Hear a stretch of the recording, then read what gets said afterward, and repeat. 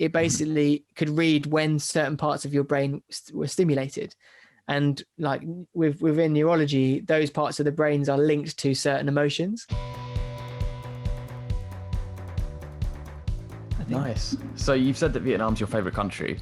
Like you've mentioned in Japan, I had Japan down in preparation in case you said it, because I watched the video you mentioned about having the piece of technology you put on your head and you walked around and it essentially read your mind in the simplest possible way to explain. Could you elaborate on that for everyone and kind of explain what the premise of that video was? Yeah, so it was a job for Lufthansa, the German airline, and they were trying to create this campaign, which was less about kind of like buying seats on planes. It was more about how people associate with travel and what and kind of like the things that you like about travel, but to the point where it was less about I like travel because I like taking photos or whatever. It was like, what emotion do you feel when you see certain things? And they teamed up with this university that had made this device, this company. It came out of university research, and it's essentially read your synapses in your head and your brain. And it wasn't like it could read your mind. It basically could read when certain parts of your brain were stimulated. And like within neurology, those parts of the brains are linked to certain emotions. So like if this part was the flag, or this part was the synapse, it would be like, oh, this is your happiness, this is your joy. Okay. If this part, it was like, this is your intrigue, this is your curiosity and inquisitiveness. This part is something else, And it was like it ended up being, for me, all of my emotions were the same with every place I went, which I think it's just me. It was always intrigue and happiness. They were the two that flared up the most, to the point where I was like trying to like bring up reflectiveness so much. I was like, quick, think of something.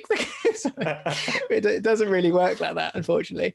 It was I say it's reasonably accurate in terms of what I felt at the time.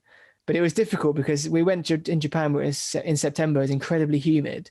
So the sweat basically on my head would make the receptors not function as well. Yeah. So it only worked for very short spaces of time. So we'd have to get the data really quick. And then they turned that into a video where I made a cut of my trip for them to use on their website, which was quite cool for me at the time, because I was like, an airline has contracted me to like make their campaign video and also make a YouTube video. So it was great. And then in the video, as I was walking around seeing these things, they had like a graphic on the screen which showed which parts of my brain were being seen.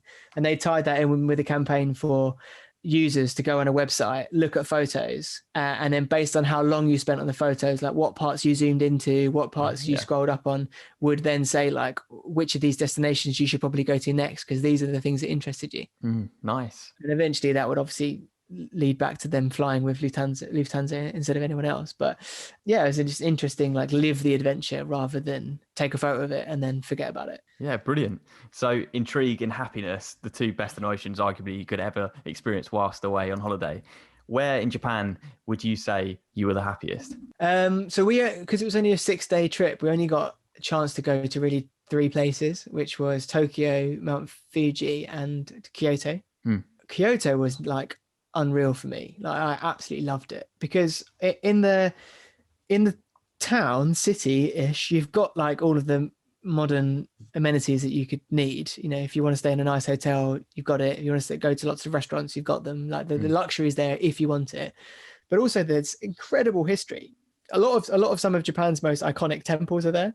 And I got really, really into learning about like Shogun samurai and stuff when I was there. Nice. And we actually, the company that the agency that we did the project with had put us onto this company. I always forget the name of it, and it annoys me so much because I wish I could remember it, because I'd use it for everything. But I think it might only be Japan specific. It was essentially like Airbnb, but for tour guides. Okay. So you would like, you'd go on there and you'd say like, I'm going to this place, and it would give you like a list of experts. And most of them were like retired history teachers. So they were just trying to make a bit of income on the side. They'd retired from their main careers. And you could hire them for a really like affordable amount a day just to be a private tour guide. Wow. And we did that for every temple we went to. We had 3 different guys. I've still got the business card of a few of them, actually. They were really, really cool guys. But because they were all history teachers, they had immense knowledge. So they taught us through like the all the sieges that this particular temple had been involved in, like how the statue was the statue of the fallen warrior, because that's what they do in Japan. They honor the people that they defeat by putting a statue of them in their house. So it's just quite cool, I think. Yeah. But yeah, so like that by far, Kyoto was full of so rich in culture and rich in history, and it had some really nice natural kind of beauty as well, with like the bamboo forest, which is something you see quite a lot in images. It's essentially like a forest of bamboo trees. And as you walk through it, you have to get there super early in the morning because it gets really busy. Yeah. When you get, and it's also stupidly hot with under all the trees and stuff. It's but you get there and all you can hear is just like the creaking of the bamboo. Oh, nice. And it's just like swaying, and it's like quite surreal. And that's nice. And also they have a lot of the like geisha culture there. Yeah. So you can go and see like a geisha show, which is like, you know, the